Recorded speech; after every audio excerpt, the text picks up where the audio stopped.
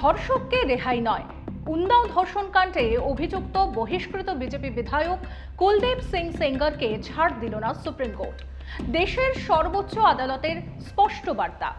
অনেকেই এর মাধ্যমে রাজনৈতিক সুবিধা নেওয়ার চেষ্টা করছেন। ভুলে যাবেন না যে বিচার বিভাগ এই ব্যক্তিকে দোষী সাব্যস্ত করেছে। আদালতের ভিতরে তর্ক হবে, বাইরে নয়। সুপ্রিম কোর্ট জামিন বাতিল করে দেওয়ায় জেলেই থাকতে হবে কুলদীপ সেঙ্গারকে। তাঁর যাবজ্জীবন কারাদণ্ডের স্থগিতাদেশ দিয়েছিল দিল্লি হাইকোর্ট। 23শে ডিসেম্বর দিল্লি হাইকোর্ট জানায়, পক্সো আইনের 5C ধারা ও ভারতীয় দণ্ডবিধির 376(2)B ধারায় সেঙ্গারকে পাবলিক সার্ভেন্ট বা সরকারি কর্মী হিসেবে চিহ্নিত করা যায় না।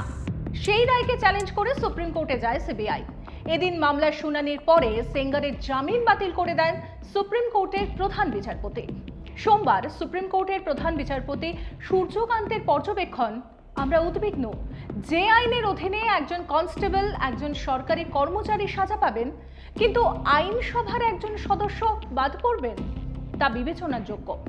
এই বিষয়ে নোটিশও জারি করেছে শীর্ষ আদালত। শীর্ষ আদালতের এই রায়ের ফলে আপাতত জেল মুক্তি হচ্ছে না বিজেপির বহিষ্কৃত ওই বিধায়কের।